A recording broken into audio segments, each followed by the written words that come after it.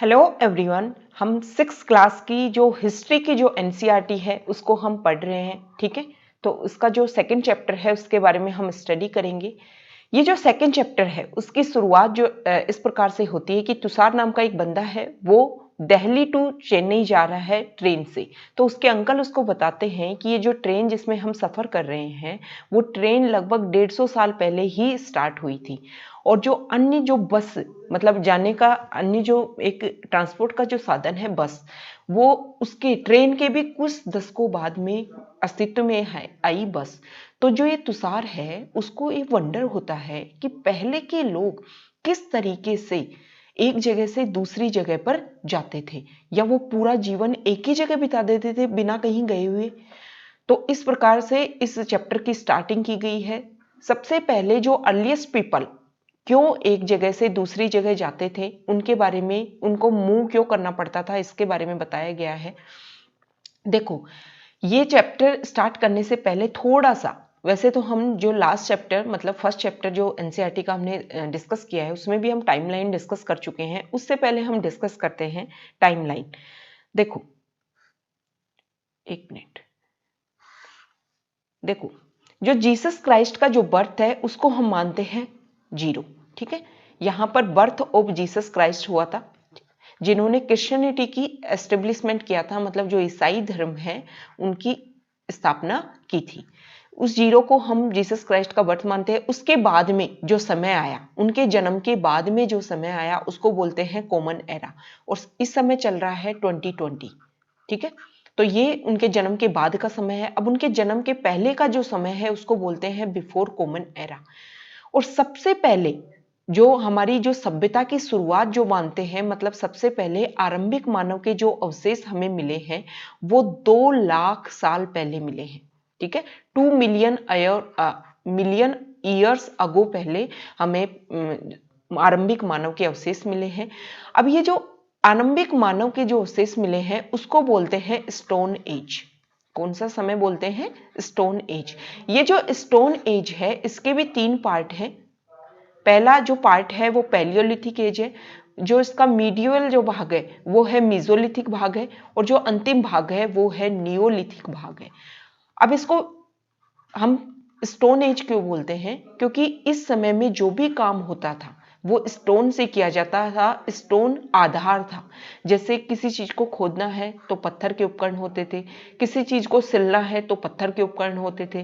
ठीक है, हर चीज में स्टोन का यूज होता था, इसलिए इस काल को स्टोन एज बोलते हैं। देखो, सबसे पहले जो सब कंटिनेंट में जो लोग रहते थे उसके अवशेष जो मिले हैं वो 2 मिलियन ईयर्स अगो मिले हैं। कब मिले हैं? 2 मिलियन ईयर्स अगो मिले हैं। और वो जो लोग थे, ऐसा इस चैप्टर में बोला गया है कि वो जो लोग थे वो हंटर एंड गैदरर्स थे। ऐसा उनका नाम हंटर एंड गैदरर्स उनके काम के आधार पर पड़ा है, मतलब वो भोजन को जिस प्रकार से इकट्ठा करते थे उसके आधार पर उनका नाम हंटर एंड गैदरर पड़ा है। वो क्या करते थे? या तो जानवरों को मारते थे, मतलब उनको हंटिंग करते थे, या फिर जो कोई पेड़ है उसके जैसे फल फूल या उसकी जड़ें या उसके कुछ नट्स, सीड्स, लीव्स, जो उसके या फिर जानवरों के एग्स, इनको इकट्ठा करते थे और इस प्रकार से वो भोजन किया करते थे, मतलब फूड अपना कलेक्ट इस तरीके से करते थे, और इसी वे के कारण उनका नाम पड़ा हंटर एंड गैदरर्स। अब हमारा जो इंडिया जो है, जो सब कंटिनेंट है, उसकी जो क्लाइमेट है वो है हॉट। अब हॉट होने की वजह से यहाँ पर जो प्लांट्स की जो वैरायटी है वो बहुत ज़्यादा है। अब ये जो काम है ना, कि मतलब वो जानवरों को पकड़ते थे या फिर फूड कलेक्ट करते थे प्लांट से, ये कोई आसान काम नहीं था, ऐसा इस चैप्टर में बोला गया है। क्योंकि बहुत सारे जो जानवर हैं वो इंसान से भी तेज भागते हैं, इंसान से भी ज़्यादा स्ट्रोंग होते हैं। और जो जानवर हैं, जो मछली है, उनको पकड़ना इतना ज़्यादा आसान नहीं है, क्योंकि जो इसके लिए इंसान को बहुत ज़्यादा अलर्ट, क्विक और बहुत ज़्यादा प्रेजेंस ऑफ माइंड की जरूरत होती है। इसके अलावा वो प्लांट्स को कलेक्ट करते थे, ये हमने डिस्कस किया। अब प्लांट्स को भी कलेक्ट करना, प्लांट्स में भी देखो वैरायटी होती है। कुछ जो प्लांट्स होते हैं वो पॉइजनस होते हैं, कुछ प्लांट्स जो होते हैं वो एडिबल होते हैं।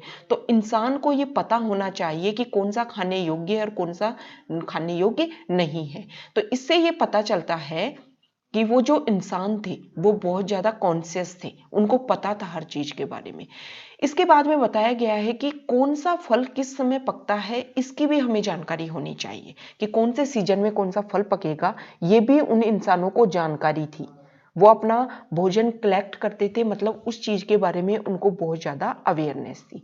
आगे कारण बताया गया है कि वो लोग एक जगह से दूसरी जगह पर क्यों मूव करते थे, क्या कारण थे। देखो, जो फर्स्ट कारण था कि जब वो उस समय के जो इंसान ज्यादा समय तक जब एक जगह पर रहते थे तो उस जगह का जो सारा भोजन है उसको खा लेते थे।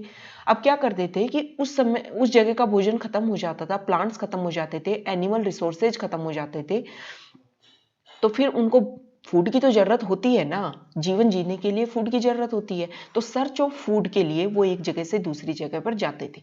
दूसरा जो कारण है कि जब वो जानवरों को जिनकी शिकार किया करते थे, ठीक है, अब वो जानवर जो जिनका शिकार करना है मानव को, कोई जानवर है, कोई एनिमल है, इसका शिकार करना है उन मानवों को, मतलब ह्यूमंस को।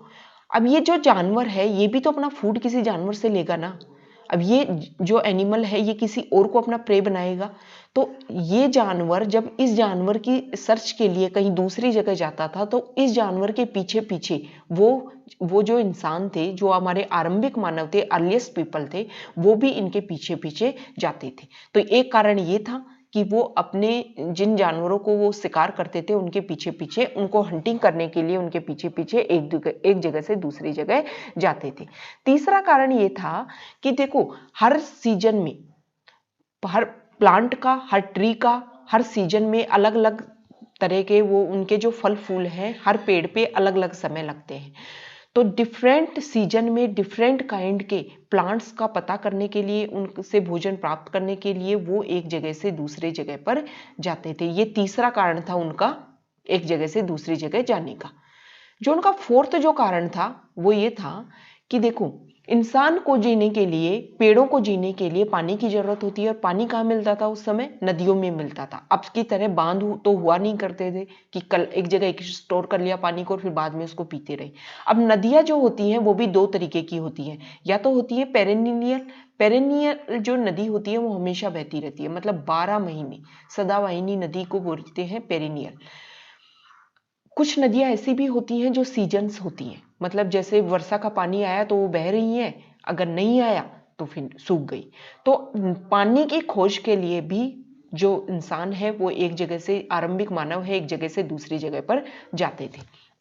इसके अलावा कुछ कारण ये बताया गया है कि जो लोग हैं वो अपने रिश्तेदारों और मित्रों से मिलने के लिए भी जाते होंगे, लेकिन बस हमें ध्यान ये बात रखनी है कि वे लोग सिर्फ अपने पैरों पर यात्रा करते थे, मतलब उनके पास जाने के लिए गाड़ियां नहीं हुआ करती थी, वो अपने पैरों पर एक जगह से दूसरी जगह पर जाया करते थे। आगे जो है कि इन लोगों के बारे में ये सारी चीजें जो हमने डिस्कस की हैं वो हमें कैसे पता चला, कैसे पता चला कि वो लोग कैसे थे, क्या खाते थे, किन से शिकार करते थे, इन चीजों को हमें कैसे पता चला, ये नेक्स्ट टॉपिक है इस चैप्टर में। देखो, जो आर्कियोलॉजिस्ट है, हमने लास्ट चैप्टर में भी डिस्कस किया था कि हिस्ट्री का पता लगाने के लिए आर्कियोलॉजिस्ट सबसे ज्यादा अच्छे लोग होते हैं। मतलब वो क्या करते हैं, किसी भी जगह की खुदाई करते हैं और उन खुदाई करके वो पता लगाते हैं कि जो आरंभिक समय के जो लोग थे, जो हमारे पिछले जो लोग थे, हमारे पूर्वज थे, वो किस तरीके से रहते थे। ये हमने लास्ट चैप्टर में भी डिस्कस किया है। देखो, जो आर्कियोलॉजिस्ट लोग थे वो हंटर और गैदरर्स किस तरह की चीजों का यूज करते थे उनको उन्होंने खोजा है। वो लोग किस तरीके के टूल्स बनाते थे, वो टूल्स किस किस के होते थे, तो इन आर्कियोलॉजिस्ट ने पता किया है कि वो जो टूल्स थे वो स्टोन के हुआ करते थे, वुड के हुआ करते थे, या फिर लकड़ी के हुआ करते थे। ठीक है, अब क्या है कि स्टोन के जो टूल्स है ना, वो स्टोन के टूल्स उन्होंने बनाए लिए। अब स्टोन के टूल्स ना तो गलते हैं, वो लंबे समय तक जहां पर उन्होंने बनाए वहां पर सेफ रहे। और जब आर्कियोलॉजिस्ट ने वर्तमान समय में जब उस जगह को डिग आउट किया, खोदा, तो उनका पता चला कि वो इस तरीके के औजार यूज किया करते थे। ठीक है, अब देखो आगे क्या है कि वो स्टोन के टूल्स तो उन्होंने बना लिए, लेकिन वो स्टोन के टूल्स को यूज कैसे करते थे ये बताया गया है कि वो स्टोन के टूल्स को अपना मांस काटने के लिए, मतलब जैसे जानवरों को उन्होंने मारा, कि कोई जानवर को मार दिया, अब उस जानवर का जो मीट है उसको कट करने के लिए वो स्टोन का यूज करते थे। या फिर पेड़ की छाल को उतारने के लिए स्टोन का यूज करते थे। जो जानवरों की स्किन है उसको उतारने के लिए किसका यूज करते थे? स्टोन का यूज करते थे। फ्रूट्स को काटने के लिए, जड़ों को खोदने के लिए, या फिर क्या करते थे वो उन स्टोन्स के ऊपर हैंडल लगा लिया करते थे। वो हैंडल किसके लगाते थे? या तो किसी हड्डी का लगाते थे या फिर लकड़ी का, और उसके उसके मदद से हैंडल लगाकर, जैसे ये पत्थर है, ये पत्थर उन्होंने लिया, इसके लगा लिया हैंडल, इसकी मदद से वो देखो यहाँ डिस्कस किया गया है कि भाला और तीर ये बनाया करते थे। किसके लिए बनाते थे ये भाला और तीर? हंटिंग के लिए, शिकार के लिए, क्योंकि ये तो हम डिस्कस कर चुके हैं कि वो हंटिंग करते थे या पेड़ों से अपना भोजन कलेक्ट करते थे। ठीक है, आगे बताया गया है कि वो जो टूल्स हैं उनका यूज वो किसके लिए करते थे? चॉप वुड, मतलब लकड़ी को काटने के लिए करते थे। ठीक है, लकड़ी को जलाने के लिए, उसके लिए भी वो उनका पत्थरों का यूज करते थे। देखो आगे इस चैप्टर में बहुत सारी साइट्स दे रखी हैं और ये बताया गया है कि ये हंटर और गैदरर्स जो लोग हैं वो कहाँ रहते थे, किन किन जगह पर रहते थे। तो ये जो मैप है उसमें बताया गया है कि जो जो देखो ट्राइंगल, जैसे भीमबेटका हो गया, एक मिनट, ये देखो भीमबेटका, ये वर्तमान का जो मध्य प्रदेश क्षेत्र है वहां पर है। ये हुंसी हो गया, ठीक है, ये कुरनूल केव्स हो गया। यहाँ पर ऐसे नहीं है कि और भी साइट नहीं है, और भी साइट थी, लेकिन इस मैप में 6th क्लास के हिसाब से जो लेवल है उसके हिसाब से कुछ एग्जाम्पल ही दे रखे हैं। जो अर्लीस्ट पीपल थे इसके अलावा भी अन्य जगह पर रहते थे, लेकिन ये ही इसके एग्जाम्पल यहाँ दे रखे हैं। देखो ये स्टोन टूल्स जो थे ना वो बहुत ज्यादा इंपॉर्टेंट थे। लोग क्या करते थे, एक तो हमने डिस्कस किया, 4 पॉइंट हम डिस्कस कर चुके हैं कि 4 पॉइंट की वजह से वो जो अर्लीस्ट पीपल थे वो एक जगह से दूसरी जगह जाते थे। अब एक कारण ये बताया गया है कि वो स्टोन टूल्स का यूज करते थे, हर चीज में स्टोन टूल्स का यूज करते थे। अब वो स्टोन टूल्स मतलब जहां पर अच्छी क्वालिटी का पत्थर मिलता था उसको ढूंढने के लिए भी वो लोग, जहां पर अच्छी क्वालिटी का और इजीली उनको पत्थर मिल जाता था उसको ढूंढने के लिए भी वो लोग एक जगह से दूसरे जगह पर जाते थे। और जहां पर वो ये स्टोन के टूल्स बनाते थे उस जगह को फैक्ट्री साइट्स के नाम से जाना जाता है। अब आगे बताया गया है कि फैक्ट्री क्या हुआ करती थी, कैसे हमें पता चला कि ये फैक्ट्री साइट्स थी।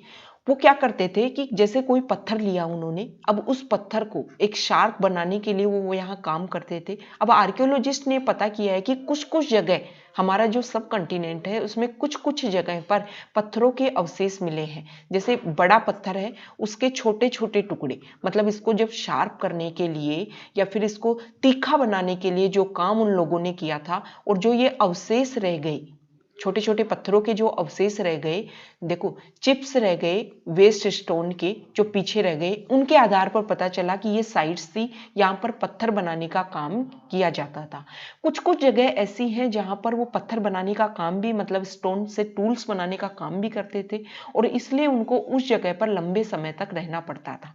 इसलिए ऐसी जगह को हैबिटेशन कम फैक्ट्री साइट्स, मतलब रहने का काम भी था और वहां पर उद्योग का काम भी था, ऐसी साइट्स बोला जाता है।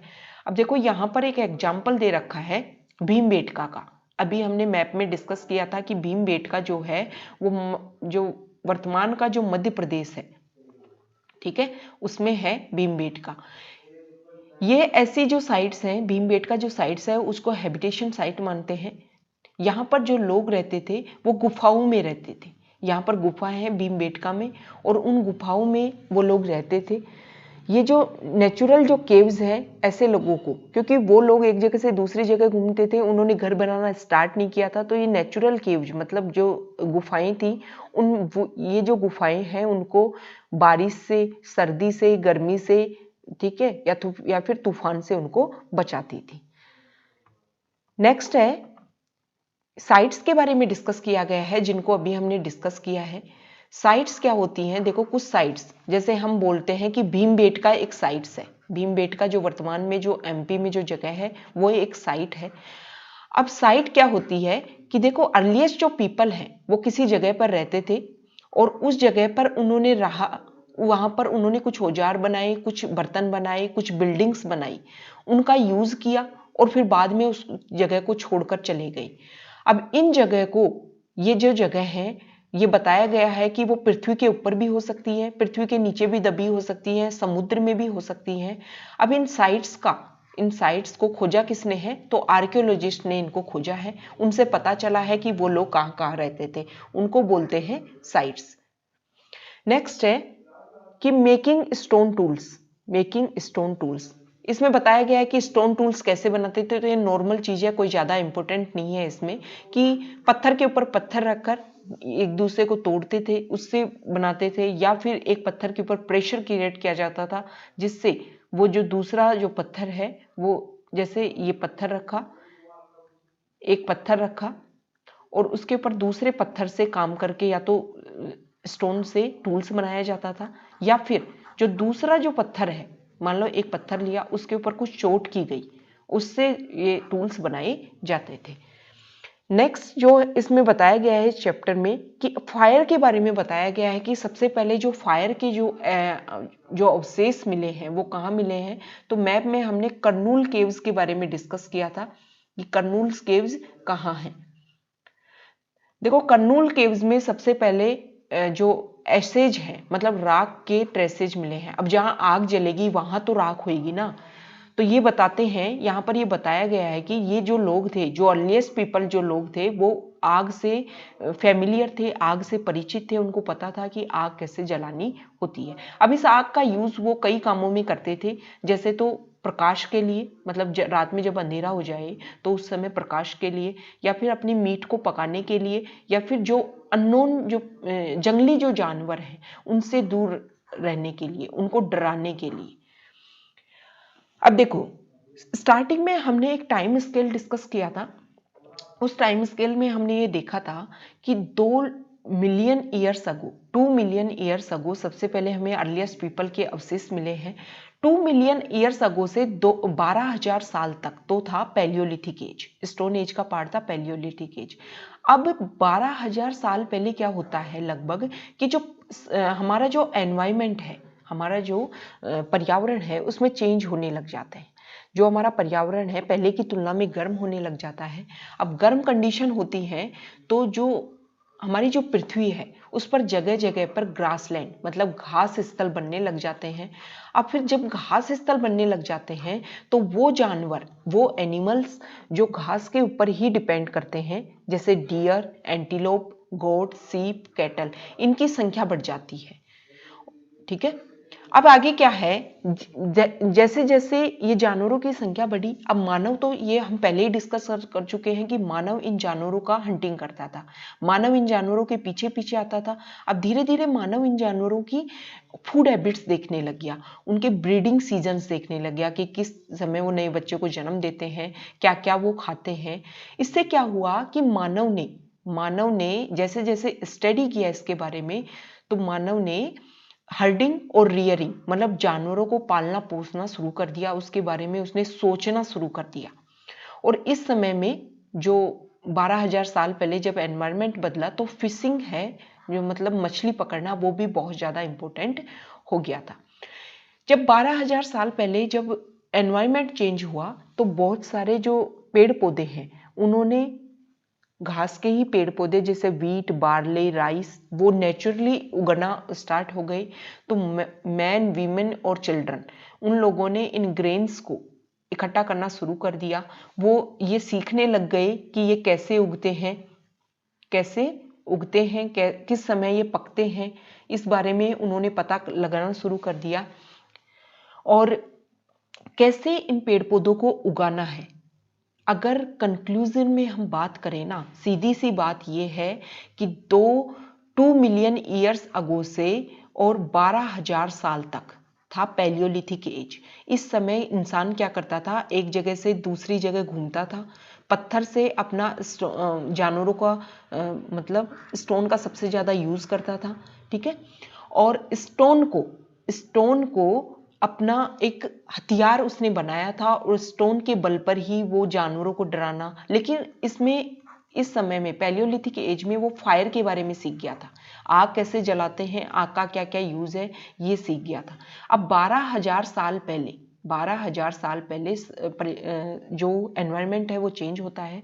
अब धीरे धीरे इंसान पहले घूमता था, एक जगह शिफ्ट नहीं हुआ था। अब इंसान ने पेड़ पौधों के बारे में सीखना शुरू किया, जो जानवरों को कैसे पालते हैं वो सीखना शुरू किया। अब 12,000 साल के बाद में इंसान धीरे धीरे एक जगह बसना शुरू हो जाएगा। ठीक है, लास्ट चैप्टर में वैसे भी हमने डिस्कस किया था कि सुलेमान और कीर्थर रेंज है, वहां पर 8,000 साल पहले सबसे पहले गांव के अवशेष मिले हैं और वीट और बार्ले के अवशेष मिले हैं कि कैसे लोगों ने कृषि करना शुरू कर दिया था। अब आगे जो बता रखा है वो नेम्स एंड डेट्स के बारे में बता रखा है कि आर्कियोलॉजिस्ट ने जो स्टडी की है हमारे इतिहास की, उसमें बताया है कि जो अर्लीस्ट जो पीरियड था वो था पैलियोलिथिक। जो अर्लीस्ट जो पीरियड था वो था पैलियोलिथिक। पैलियोलिथिक क्या होता है? पैलियो को 2 वर्ड्स में अगर हम डिवाइड कर दें तो पैलियो का मतलब होता है ओल्ड और लिथोस का मतलब होता है स्टोन, मतलब ओल्ड स्टोन एज। ये जो पॉइंट है, ये जो नाम है पैलियोलिथिक, ये किसके आधार पर? क्योंकि इस समय जो स्टोन के जो टूल्स यूज किए जाते थे वो जो खोज हुई, वो पता चला कि वो लोग स्टोन के टूल्स यूज करते थे, उसी के आधार पर पैलियोलिथिक नाम पड़ा। अब ये पैलियोलिथिक जो एज है वो अभी हमने डिस्कस किया है कि 2 मिलियन ईयर्स अगो से 12,000 साल तक का जो समय था वो था पैलियोलिथिक एज। हमारी जो पूरी हिस्ट्री है उसका 99 जो % एरिया जो है, जो टाइम है, वो पैलियोलिथिक एज ही कंप्लीट करता है, मिडिल और अपर पैलियोलिथिक एज ही कंप्लीट करता है।